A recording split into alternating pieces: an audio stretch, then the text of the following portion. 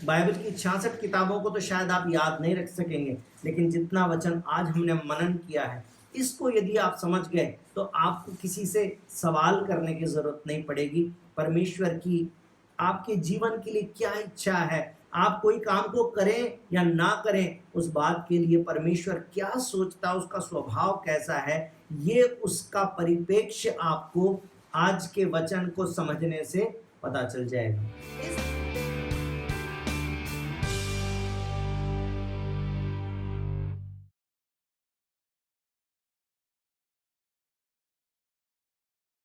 आज का संदेश, उसका टाइटल रहेगा understanding God, his nature and perspective. आज का जो संदेश है, उसका उन्वान, उसका टॉपिक जो है वो ये है कि हम परमेश्वर को समझें, उसका स्वभाव और उसका परिप्रेक्ष्य कैसे समझें, क्या क्या समझने की हमें ज़रूरत है। 7 बातें आपके सामने बोल देता हूं जिनके ऊपर हम मनन करेंगे। यदि आज पूरा कर पाए तो भी ठीक है, नहीं तो आने वाले समय में इसको कंटिन्यू कर सकते हैं। हम बाइबल को क्यों पढ़ते हैं? हम बाइबल को इसलिए पढ़ते हैं क्योंकि हम परमेश्वर को समझना चाहते हैं, हम परमेश्वर को और गहराई से जानना चाहते हैं। तो सिद्धांत को जानना ये उसका एक भाग है, लेकिन सिद्धांतों के पीछे नहीं भागना है ना। कोई बोल रहा है बपतिस्मा का सिद्धांत, कोई बोल रहा है पिता पुत्र पवित्र आत्मा, कोई बोल रहा है त्रिएक। हाँ, ये सब सिद्धांत है, ये बाइबल में से, और ये सब भी समझना जरूरी है। लेकिन अगर हम खाली सिद्धांतों को समझ गए और परमेश्वर को नहीं समझे, उसके चरित्र को, उसके स्वभाव को नहीं समझे, तो सारी बातें बेकार हो जाएगी, है ना। तो सिद्धांत तो समझना है, लेकिन सिद्धांत समझने से भी बढ़कर इस बात को समझना है कि परमेश्वर कैसा है, परमेश्वर की इच्छा क्या है, परमेश्वर किस प्रकार से सोचता है, परमेश्वर किन लोगों को आशीष देता है, परमेश्वर को कौन सी बातें नापसंद आती हैं। इन सारी बातों को हम समझना चाहते हैं। अपने वचन की शुरुआत आज एक वचन को पढ़ेंगे, बाइबल का एक आयत हम लोग पढ़ेंगे, फिलिपियों की किताब 2 अध्याय और उसका 5वां वचन। फिलिपियों 2 और उसका 5 इस प्रकार से लिखा हुआ है, जैसा मसीह यीशु का स्वभाव था वैसा ही तुम्हारा भी स्वभाव हो। जैसा मसीह यीशु का स्वभाव था वैसा ही तुम्हारा भी स्वभाव हो। अब एक बात मुझे बताइए, अगर परमेश्वर हम पर अपना स्वभाव प्रकट ही नहीं करेगा, अपना नजरिया हम पर प्रकट ही नहीं करेगा, तो क्या परमेश्वर हमसे ये कह सकता है कि तुम्हारा स्वभाव वैसा ही हो जैसा मेरा है या मसीह यीशु का है? ये तो ऐसी बात हो गई कि बच्चे को आपने पूरे साल पढ़ाया नहीं और साल के एंड में आप कहते हैं अब तुम्हारा एग्जाम होएगा। नॉर्मली ऐसा होता है कि बच्चा यदि 10th क्लास में है तो पूरे साल उसको 10th की पढ़ाई कराई जाती है, और फिर टीचर एक्सपेक्ट करते हैं कि बच्चे ने पूरे साल पढ़ा है तो ज़रूर समझा होगा, याद किया होगा, इसलिए साल के अंत में उसका एग्ज़ाम लेते हैं, उसकी परीक्षा लेते हैं। क्या संसार के अंदर कोई टीचर एक्सपेक्ट करते हैं कि बिना पढ़ाए और बच्चों का एग्ज़ाम ले लें? नहीं। और यदि ऐसा करेगा तो आप बोलेंगे कि इस टीचर को समझ नहीं है। उसी प्रकार से अब आप सोचिए कि परमेश्वर यदि हमको बताएगा ही नहीं कि उसका स्वभाव कैसा है, तो क्या वो हमसे कह सकता है कि तुम्हारा स्वभाव वैसा हो जैसा मसीह यीशु का है, जैसा परमेश्वर का स्वभाव है ऐसा हमारा हो? ऐसे कैसे हो सकता है? इसका मतलब यदि परमेश्वर कह रहा है कि तुम्हारा स्वभाव वैसा हो जैसा मसीह यीशु का है, तो इसका मतलब बाइबल में परमेश्वर ने अपने स्वभाव को पूर्ण रूप से प्रकट कर दिया है, ताकि हम उसको समझकर और मसीह के जैसा स्वभाव धारण कर सकें। आमीन। तो मैं 7 बातें आपको बताता हूं, पहले तो नोट कर लीजिए अगर आप नोट करना चाहते हैं। पहली बात, परमेश्वर सर्व सामर्थी और सृष्टिकर्ता परमेश्वर है। परमेश्वर सर्व सामर्थी और सृष्टिकर्ता परमेश्वर है, और परमेश्वर की नजर में मनुष्य का एक स्पेशल स्थान है। परमेश्वर की नजर में आपका मेरा एक स्पेशल स्थान है। दूसरी बात, परमेश्वर पवित्र परमेश्वर है, और परमेश्वर न तो अपनी महिमा के साथ कोई समझौता करता है, न परमेश्वर पाप के साथ कोई समझौता करता है। ये परमेश्वर का स्वभाव है। ये परमेश्वर का नजरिया समझने में हमारी मदद करेगा कि कोई भी बात को परमेश्वर हमसे चाहते कि नहीं चाहते, हम करें कि नहीं करें, इस बात से पता चलेगा क्योंकि परमेश्वर पवित्र परमेश्वर है, वो कभी भी पाप नहीं करता, वो पाप से समझौता नहीं करता और वो अपनी महिमा से भी समझौता नहीं करता। तीसरी बात, परमेश्वर कम्युनिकेटिव परमेश्वर है, परमेश्वर बातें करने वाला परमेश्वर है। वो अपने आप को लोगों पर प्रकट करता है और जिन बातों को वो प्रकट करता है उसी में वो परमेश्वर हमसे आज्ञाकारिता की उम्मीद भी रखता है। चौथी बात, परमेश्वर सर्व सामर्थी है परंतु फिर भी परमेश्वर नम्र परमेश्वर है। परमेश्वर सर्व सामर्थी है परंतु फिर भी नम्र परमेश्वर है। पांचवी बात, परमेश्वर प्रेम है। परमेश्वर प्रेम है और परमेश्वर समझने वाला परमेश्वर है। इंग्लिश में मैं बोलूं तो God is love and God knows how to sympathise with his people. ठीक है। अगली बात, छठा वचन, परमेश्वर इतना प्रेम करने वाला परमेश्वर है कि प्रेम के खातिर प्राण भी देता है, जान देने तक प्रेम करने वाला परमेश्वर। दुनिया का प्रेम इस बात पर निर्भर करता है कि सामने वाला कितना प्रेम करता है, परंतु परमेश्वर ने हमसे प्रेम किया तो ये उम्मीद नहीं की कि हम भी बदले में उससे पहले प्रेम करेंगे तब वो प्रेम करेगा। उसने पहले प्रेम किया, अपना प्रेम क्रूस पर प्रकट किया और यहाँ तक कि अपना प्राण भी दे दिया। प्राण, प्रेम के लिए प्राण देने वाला परमेश्वर है, ये उसका स्वभाव। और आखिरी बात, परमेश्वर धर्मी, न्यायी है और हमेशा का, अनंत काल का राजा है। परमेश्वर न्यायी भी है, वो एक न्यायाधीश भी है। ही इज द राइचियस जज एंड एन इटर्नल किंग। परमेश्वर के वचन को जब आप पढ़ेंगे तो और भी बहुत सारी बातें और डिटेल जो है परमेश्वर के स्वभाव की पता चलेंगी, परंतु उनको कुल मिलाकर आप इन 7 बातों में ढाल कर देख सकते हैं। कैसे, इसकी थोड़ी सी डिटेल में चलते हैं। सबसे पहले, परमेश्वर सृष्टिकर्ता परमेश्वर है परंतु मनुष्य के ऊपर उसका विशेष ध्यान है। आपको तो मालूम है, उत्पत्ति की किताब में सृष्टि के बारे में लिखा हुआ है। आइए मेरे साथ में उत्पत्ति, बाइबल की सबसे पहली किताब, उसका पहला अध्याय और उसके कई वचनों को मैं पढ़ूंगा। पहला वचन, आदि में परमेश्वर ने आकाश और पृथ्वी की सृष्टि की। बिल्कुल साफ साफ लिखा हुआ है, शुरुआत में, आदि में परमेश्वर ने सृष्टि की। तीसरे वचन में लिखा है, जब परमेश्वर ने कहा उजियाला हो तो उजियाला हो गया।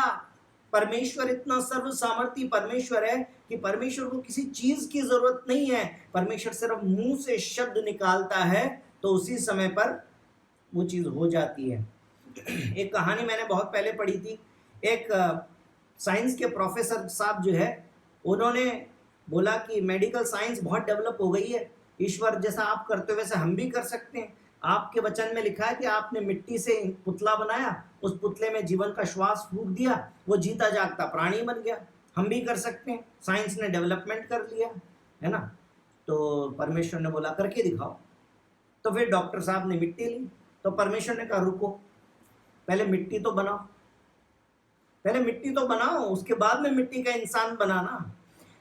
कहने का मतलब ये है कि इंसान उस चीज में से बनाता है। परमेश्वर ने बना दिया है कॉपर, अब इंसान ने क्या किया, कॉपर का तार बना दिया। परमेश्वर ने बनाया गोल्ड, इंसान ने गोल्ड के झुमके बना लिए। परमेश्वर ने बनाया रबड़ का पेड़ और इंसान ने उसमें से रबड़ के टायर बना लिए। इस प्रकार से इंसान उन चीजों में से बना सकता है जो परमेश्वर ने पहले से बनाई। लेकिन परमेश्वर वो है जो कुछ भी नहीं में से कुछ बना सकता है। जब उजियाले का कोई सोर्स नहीं था तब परमेश्वर ने कहा उजियाला हो, उजियाला हो गया। छठा वचन पढ़िए, लिखा है परमेश्वर ने कहा जल के बीच एक ऐसा अंतर हो जाए, जल 2 भाग हो जाएं। परमेश्वर ने ऐसा बोल दिया। उसके बाद में 8वें वचन में लिखा है और परमेश्वर ने उस अंतर को आकाश कहा, परमेश्वर ने आकाश बना दिया। उसके बाद में 9वें-10वें वचन को पढ़ें, फिर परमेश्वर ने कहा आकाश के नीचे का जल एक स्थान में इकट्ठा हो जाए, सूखी भूमि दिखाई दे, तो वैसा ही हो गया। परमेश्वर ने सूखी भूमि को पृथ्वी कह दिया। समझ रहे हैं आप, परमेश्वर सब चीजों को बनाते चले गए।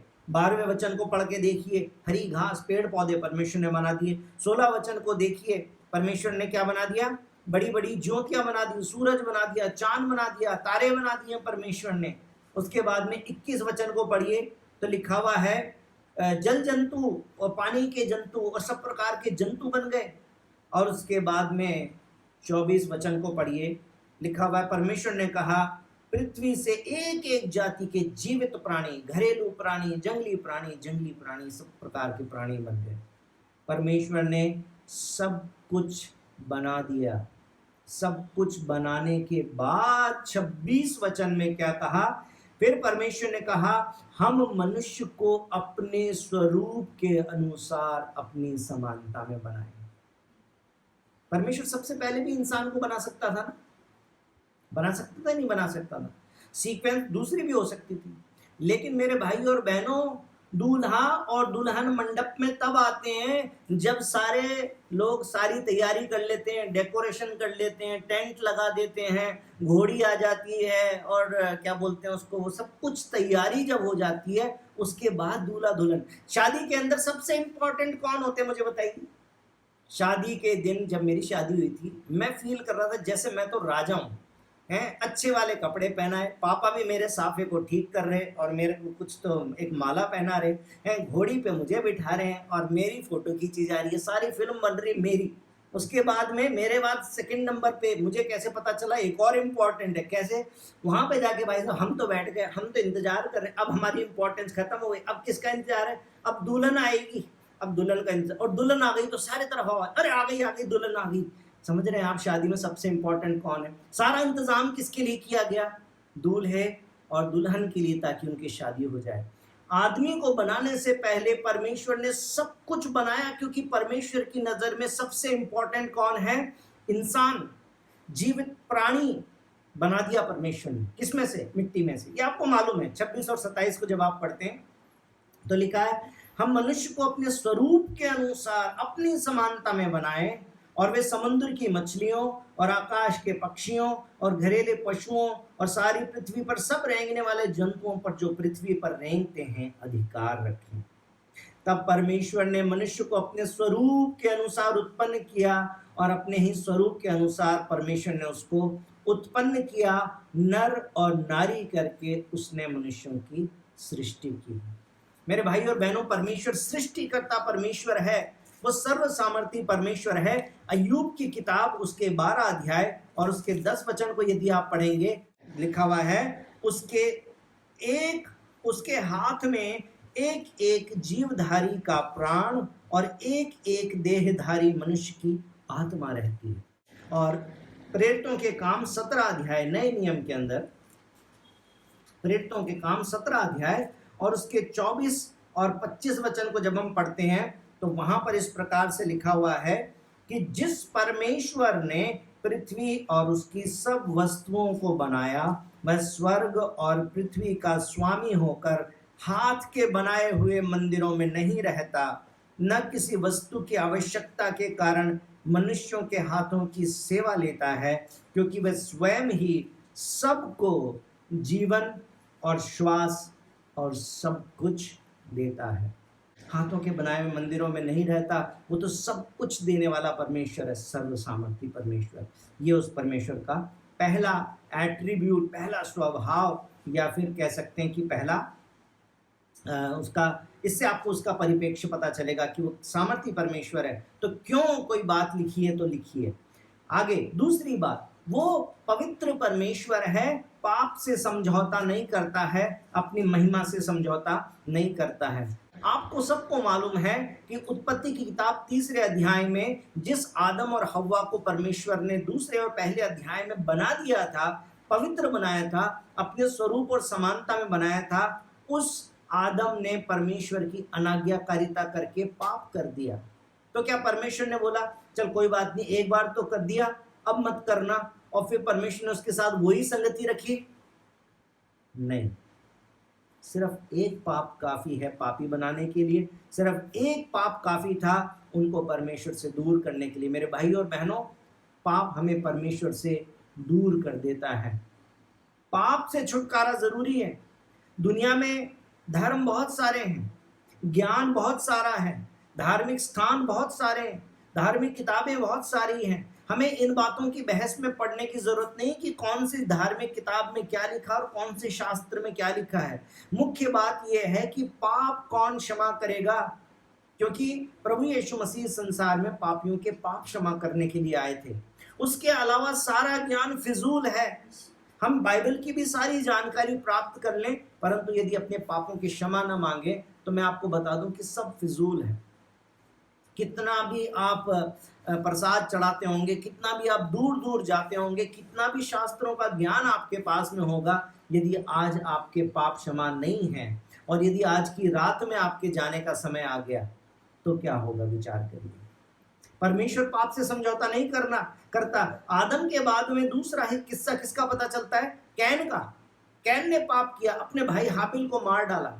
क्या परमेश्वर ने उसको क्षमा कर दिया?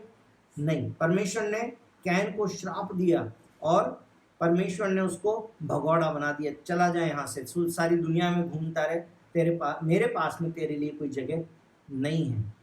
उसके बाद में आप बाइबल को जब पढ़ते जाते हैं बहुत सारे किस्से आप देखते हैं जहां पर परमेश्वर ने पाप का पुराने नियम में तुरंत न्याय किया और नए नियम में जाकर आपको मुझको पता चलता है रोमियो 6:23, सब ने पाप किया है और परमेश्वर की महिमा से रहित हैं। परमेश्वर की महिमा से रहित है। यशायाह की किताब उसके 59 चैप्टर है ना, 59 अध्याय, उसके दूसरे वचन से मैंने आपको कई बार बताया, एक ऐसी चीज जिसके कारण परमेश्वर नहीं सुन सकता। बाइबल में लिखा है कि वो बहरा नहीं है परमेश्वर की सुन ना सके, परंतु तुम्हारे अधर्म के काम, तुम्हारा पाप परमेश्वर के और तुम्हारे बीच में आ जाता है कि परमेश्वर तुम्हारी सुन नहीं सकता। ये ऐसा परमेश्वर है कि पाप से कभी भी समझौता नहीं कर सकता है, ग्लोरी से भी नहीं कर सकता है। निर्गमन की किताब उसके 20 अध्याय 3 वचन को आप जानते हैं। 10 आज्ञाओं के अंदर परमेश्वर ने इस बात को हम सबके सामने बिल्कुल क्लियरली प्रकट किया था कि तू मुझे छोड़ दूसरों को ईश्वर करके ना मानना। मान लिया, लेकिन आप रोमियो की किताब में आइए, रोमियो की किताब पहला अध्याय और उसके 21 वचन से जब पढ़ते हैं तो बाइबल में लिखा हुआ है इंसान की प्रवृत्ति के बारे में कि परमेश्वर कहता है मुझे छोड़ के किसी और को ईश्वर करके ना मानना। ये परमेश्वर का मतलब ये नहीं कि ईसाइयों का परमेश्वर, मुस्लिम का परमेश्वर, ऐसे नहीं है। सारी दुनिया का सृष्टिकर्ता एक ही है ना, मैंने आपको ऑलरेडी बता दिया। ये वो परमेश्वर कहता है कि मुझे छोड़ किसी और को ईश्वर करके ना मानना। और इस निर्गमन की किताब में आप आगे पढ़ सकते हैं, अपने लिए कोई मूर्ति मत बनाना, ये मत बनाना, प्रभु ने साफ साफ कहा था। लेकिन रोमियो की किताब पहले अध्याय उसके 20 वचन से आगे उसमें लिखा हुआ है, क्योंकि उसके अनदेखे गुण अर्थात उसकी सनातन सामर्थ्य और परमेश्वरत्व जगत की सृष्टि के समय से उसके कामों के द्वारा देखने में आते हैं, यहाँ तक कि लोग निरुत्तर हैं। इस कारण कि परमेश्वर को जानने पर भी उन्होंने परमेश्वर की योग्य बड़ाई और धन्यवाद ना किया, परंतु व्यर्थ विचार करने लगे, यहाँ तक कि उनका निर्बुद्धि मन अंधेरा हो गया। लिखा है निर्बुद्धि मन अंधेरा हो गया, वे अपने आप को बुद्धिमान जताकर मूर्ख बन गए और अविनाशी परमेश्वर की महिमा को नाशवान मनुष्य और पक्षियों और चौपाइयों और रेंगने वाले जंतुओं की मूरत की समानता में बदल डाला। इस कारण परमेश्वर ने उन्हें उनके मन की अभिलाषाओं के अनुसार अशुद्धता के लिए छोड़ दिया। परमेश्वर ने उनको छोड़ दिया क्योंकि उन्होंने परमेश्वर को छोड़ के दूसरी चीजों में मन लगा लिया। परमेश्वर अपनी महिमा से समझौता नहीं करता, ये उस परमेश्वर का स्वभाव है। परमेश्वर हमें पाप से दूर रखता है, पाप हमें परमेश्वर से दूर रखता है। तीसरी बात, परमेश्वर कम्युनिकेटिव है, परमेश्वर एक्सप्रेस करता है, परमेश्वर अपने आप को प्रकट करता है। इसके लिए भी मैं बहुत सारे वचन आपको खुलवा सकता हूं, लेकिन वचन खोलने के बजाय इस बात को समझने की कोशिश करिए कि परमेश्वर ने निर्गमन की किताब को क्यों लिखा, परमेश्वर ने उत्पत्ति की किताब को क्यों लिखा। क्या जरूरत थी परमेश्वर को यह बताने की कि परमेश्वर ने सृष्टि का निर्माण कैसे किया।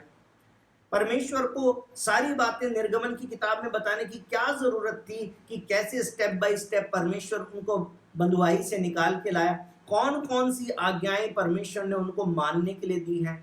गिनती की किताब, लेव व्यवस्था की किताब, परमेश्वर ने ले व्यवस्था की किताब में बहुत सारी व्यवस्था को बताया था। व्यवस्था विवरण में परमेश्वर ने बहुत सारी व्यवस्थाओं को प्रकट किया है। ये बताया कि परमेश्वर की उपस्थिति जहाँ पर उतर आएगी वो मंदिर कैसा होगा, उसकी डायमेंशन क्या होगी, उसकी लंबाई चौड़ाई ऊंचाई क्या होगी, वेदी जिस पर भेंट चढ़ाया जाएगा वो कैसी होगी। क्यों प्रकट करता है परमेश्वर? क्योंकि परमेश्वर चाहता है कि जो बातें वो हमको बता देता है उन बातों को हम आज्ञाकारिता में लाएं, हम उसको मानने वाले बन जाएं। और जो परमेश्वर की आज्ञाओं को मानते हैं सिर्फ उन्हीं पर परमेश्वर अपनी इच्छा को डिटेल में प्रकट करता है। आप सोचिए, नूह के समय में परमेश्वर ने सिर्फ नूह को चुना। क्यों? क्योंकि गवाही लिखी हुई है उस समय के सारे अधर्मी लोगों के बीच में सिर्फ एक नूह और उसका परिवार धर्मी पाया गया। सही है ना? उसने क्या किया? उससे पहले कभी बारिश नहीं हुई थी, लेकिन परमेश्वर ने कहा बारिश होगी, तुम एक बहुत बड़ा जहाज बना लो। उसने सवाल नहीं किया, क्योंकि वो परमेश्वर का डर मानने वाला एक धर्मी जन था। उसने परमेश्वर की आज्ञा को पूरा किया। परमेश्वर ने नूह को इस्तेमाल किया। परमेश्वर ने बहुत सारे लोगों के बीच में एक व्यक्ति अब्राहम को चुन लिया, क्योंकि उसको परमेश्वर ने कहा मैं ये बोल रहा हूँ, ये देश छोड़ के और तू दूसरे देश में जा, मैं तुझे बड़ी जाति बनाऊंगा, मैं ऐसा करूंगा, मैं वैसा करूंगा। बहुत सारे वायदे परमेश्वर ने किए। बाइबल में लिखा है कि उसने परमेश्वर की बात को मान लिया और विश्वास के कारण ये बात धार्मिकता गिनी गई। परमेश्वर ने मूसा से बातें की। हाँ, परमेश्वर के उस दास ने एक जगह पर अनाज्ञाकारिता की थी खतना के विषय में, इसलिए आधे रास्ते में चुनने के बाद में भी परमेश्वर ने उसको मारने का प्रयास किया। फिर बाद में उसकी पत्नी को समझ में आ गया, उसने तुरंत अपने बच्चे का खतना कराया। उसके बाद में परमेश्वर ने मूसा को नहीं मारा और परमेश्वर ने मूसा का इस्तेमाल किया कि मिस्र देश की बंधुआई से अपने लोगों को निकाल लाया। पुराने नियम से लेकर आप नए नियम तक देखते जाइए, जो आज्ञाकारिता में चलने को तैयार है परमेश्वर उसी पर अपनी बातें प्रकट करता है। बीते दिनों में मैंने आपको बोला था कि छोटी बातों में जो प्रकट आज्ञाएं हैं उनको मानने में अपने आप को तैयार करिए, तो परमेश्वर गुप्त बातें भी आपके ऊपर अपनी प्रकट कर देगा। यशाया पहला अध्याय उसका 19 वचन इस प्रकार से लिखा हुआ है, यदि तुम आज्ञाकारी होकर मेरी मानो तो इस देश के उत्तम उत्तम पदार्थ खाओगे, और यदि तुम ना मानो और बलवा करो तो तलवार से मारे जाओगे। परमेश्वर आज्ञाकारिता के प्रति बिल्कुल क्लियर है। ये पुराने नियम में है और नए नियम में यूहन्ना की किताब उसके 14 अध्याय उसके 15 वचन को जब आप पढ़ते हैं तो लिखा है, यदि तुम मुझसे प्रेम करते हो तो मेरी आज्ञाओं को मानोगे। आज्ञाकारिता के बारे में बिल्कुल क्लियर है। क्यों प्रकट कर रहा है परमेश्वर? पुराने नियम से लेकर नए नियम तक इतनी सारी बातें परमेश्वर ने अलग अलग दासों के द्वारा प्रकट की, जिनको बाइबल में लिख दिया गया है। क्यों? क्योंकि परमेश्वर चाहता है कि हम जाने, हम उसके स्वभाव को जाने, हम उसकी आज्ञाओं को जाने और फिर उन बातों को हम मानने के लिए तैयार हो जाएं, उसको हम आज्ञाकारिता में ढालें। हम उन न सिर्फ प्रभु की सुने, न सिर्फ उसकी बातें सुने, बल्कि जो सुनते हैं उसको आज्ञाकारिता में ढालें। परमेश्वर अपने आप को प्रकट करता है। उसके बाद मैंने आपको बोला कि परमेश्वर सर्वसामर्थी है, परंतु साथ साथ में परमेश्वर हम्बल है, परमेश्वर नम्र है। फिलिपियों की किताब में आइए मेरे साथ में, फिलिपियों 2 उसका 8 और 9। फिलिपियों की किताब उसका 2 अध्याय और उसका 8वां और 9वां वचन इस प्रकार से लिखा हुआ है, और मनुष्य के रूप में प्रकट होकर, बल्कि 7वें वचन से 6ठे वचन से मैं पढ़ देता हूं आपके लिए, जिसने परमेश्वर के स्वरूप में होकर भी परमेश्वर के तुल्य होने को अपने वश में रखने की वस्तु ना समझा। यीशु मसीह के बारे में लिखा है कि वो परमेश्वर तो था, परंतु जब मनुष्य रूप में आया तो वो अपने परमेश्वर की सामर्थ को, उस ताकत को लेकर नहीं आया। 7वें वचन लिखा, वरन अपने आप को ऐसा शून्य कर दिया और दास का स्वरूप धारण किया और मनुष्य की समानता में आ गया, मनुष्य के रूप में आ गया। फिर लिखा है, और मनुष्य के रूप में प्रकट होकर अपने आप को दीन किया और यहाँ तक आज्ञाकारी रहा कि मृत्यु, हाँ क्रूस की मृत्यु भी सह ली। प्रभु यीशु मसीह ने भी उस गुण को इस संसार में प्रकट किया। ऐसा नहीं कि वो मनुष्य रूप में आया तो परमेश्वर की आज्ञाकारिता में नहीं, अपने पिता की आज्ञाकारिता को पूरा किया, क्योंकि अब प्रभु यीशु मसीह एक लिमिटेड स्वरूप में आ गए, सिर्फ एक मनुष्य के रूप में। अपनी सारी डिवाइन पावर्स को प्रभु यीशु ने छोड़ दिया। लिखा है कि परमेश्वर होकर भी परमेश्वर की जो सामर्थ्य उसको अपने पास में नहीं रखा। आमीन। ये उसका स्वभाव है। मत्ती की किताब 20 अध्याय उसके 28 वचन को जब हम पढ़ते हैं, मत्ती 20 उसका 28, तो वहां पर इस प्रकार से लिखा हुआ है, जैसे कि मनुष्य का पुत्र, ये यीशु मसीह का टाइटल है, मनुष्य का पुत्र यानी यीशु मसीह इसलिए नहीं आया कि उसकी सेवा टहल की जाए, परंतु इसलिए आया कि आप सेवा टहल करें। मालिक, गुरु, वो सेवा करेगा या हम करेंगे? वो करेगा या हम करेंगे? हम करेंगे ना।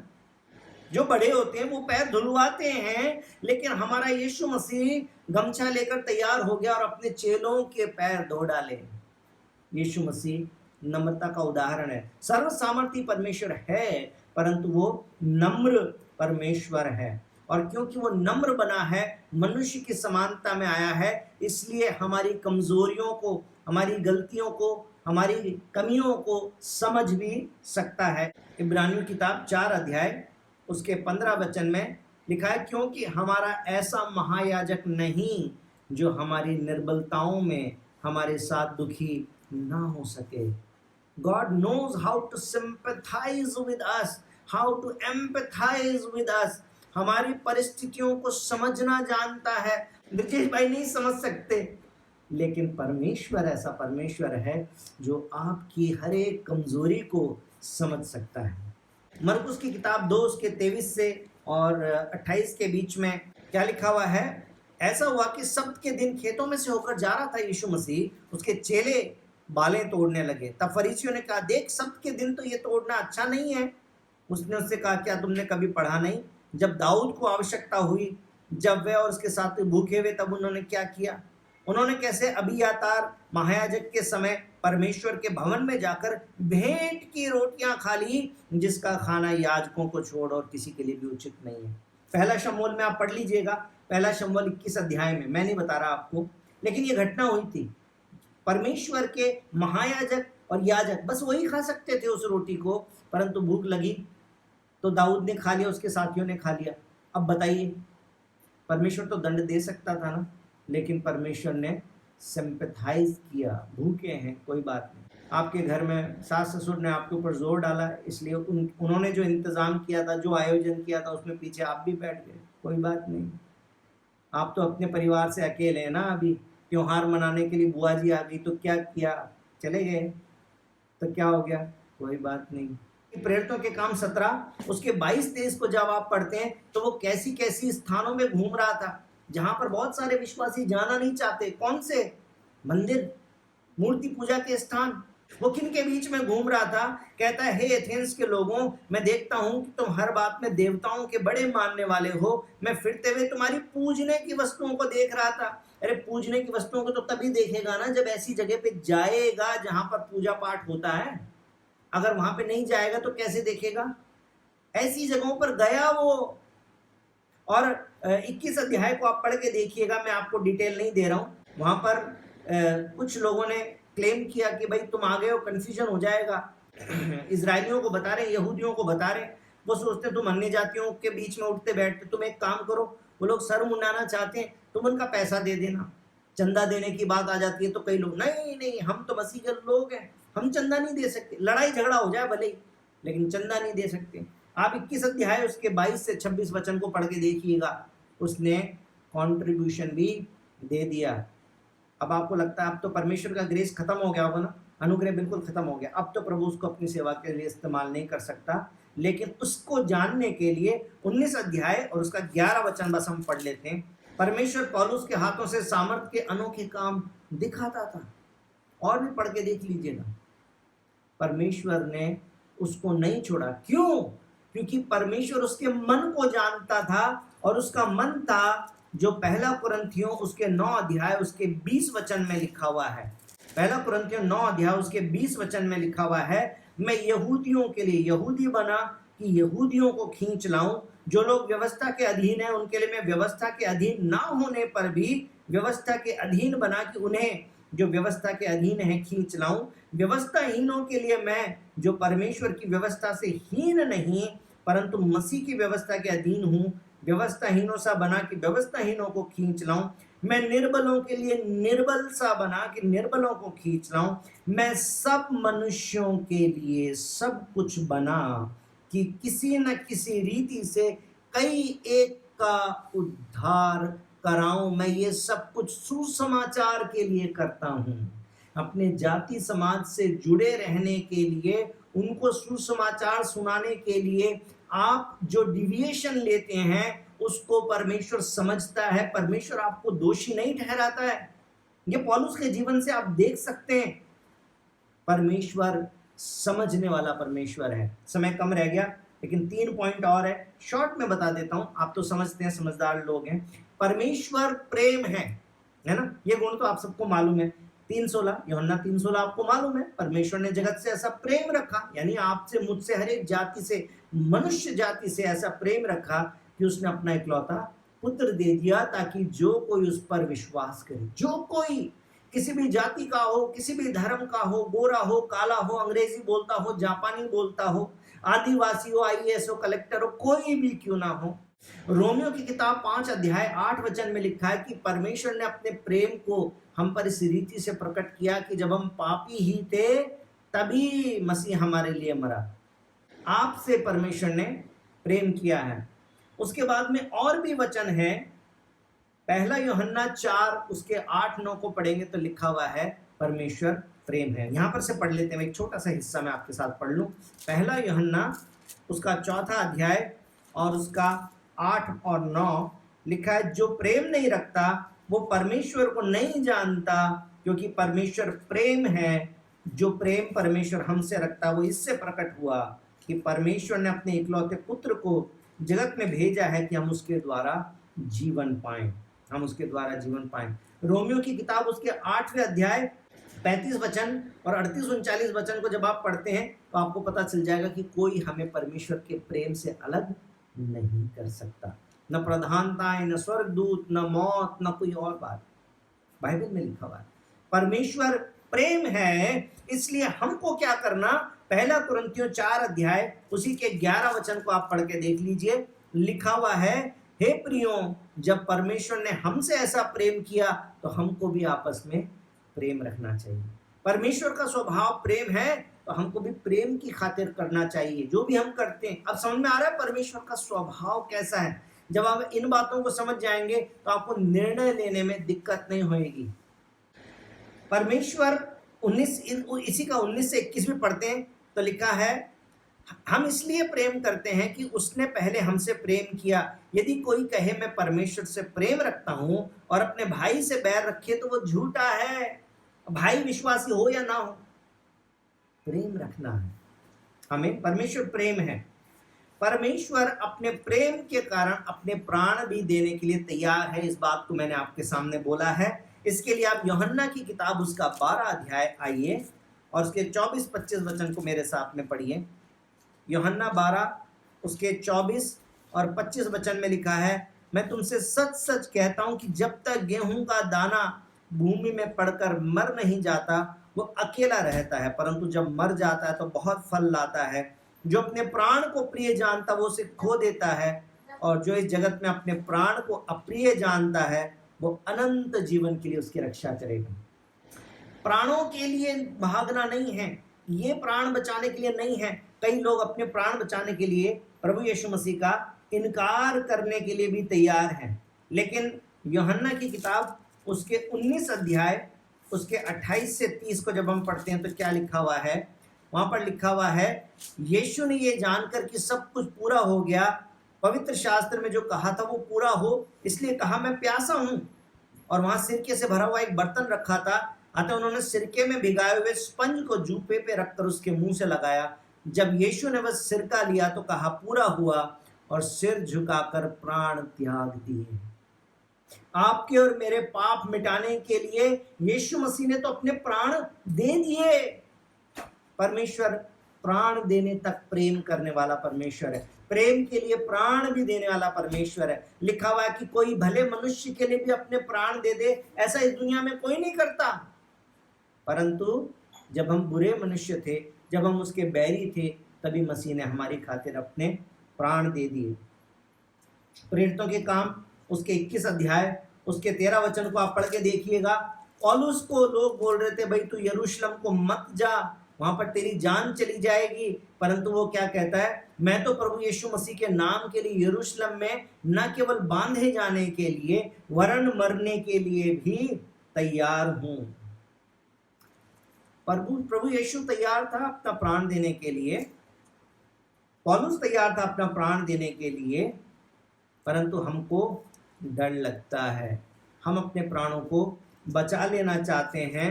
लूका 9 उसके 26 में ये वचन लिखा हुआ है, लूका 9 उसके 26, जो कोई मुझसे और मेरी बातों से लजाएगा, मनुष्य का पुत्र भी जब अपनी और पिता की महिमा पवित्र स्वर्गदूतों की महिमा सहित आएगा तो उससे लजाएगा। क्या आपको अपने प्राण ज्यादा जरूरी है अपना यीशु? ये आपको निर्णय करना है। मरकुस की किताब उसके 8 अध्याय और उसके 38 वचन में इस प्रकार से लिखा हुआ है। पहले 36 से पढ़ता हूं। यदि मनुष्य सारे जगत को प्राप्त करे और अपने प्राण की हानि उठाए तो क्या लाभ? मनुष्य अपने प्राण के बदले क्या देगा? जो कोई उस व्यभिचारी और पापी जाति के बीच मुझसे और मेरी बातों से लजाएगा, मनुष्य का पुत्र भी जब पवित्र दूतों के साथ अपने पिता की महिमा सहित आएगा तो उससे लजाएगा। अपने प्राणों को बचाने के लिए यीशु का इनकार नहीं करना। उसने हमारी खातिर अपना प्राण दिया है, हमको भी प्राण देने तक प्रेम करने वाला और विश्वास योग्य बनना है। आमीन।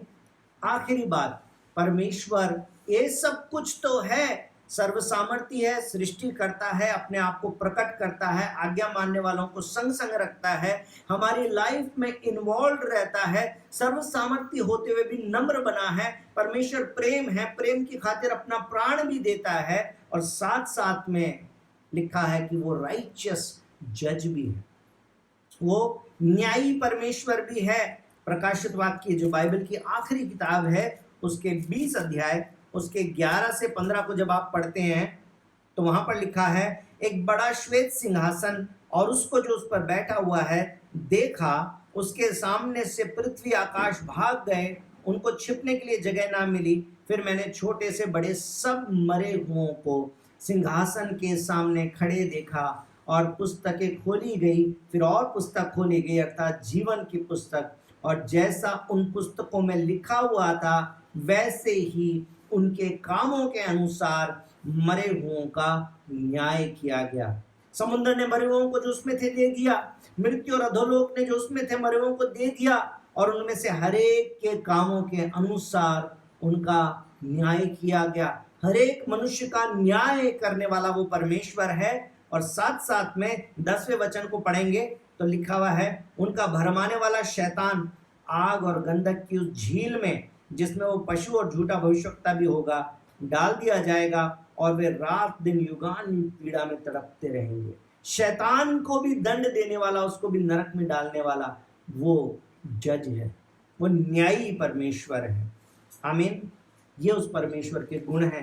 इन सारे गुणों को जानने के बाद में आप समझ सकते हैं कि वो परमेश्वर कैसा परमेश्वर है। सिर्फ आधी अधूरी तस्वीर नहीं देखते कि वो दुष्ट आत्माओं को निकालने वाला है, कि वो चंगा करने वाला है, कि वो प्रार्थनाओं को सुनने वाला है, कि वो बस नौकरी दिलाने वाला है। तो इन सब से बढ़कर सृष्टिकर्ता यानी कि सृजनहार, पालनहार और तारणहार परमेश्वर है।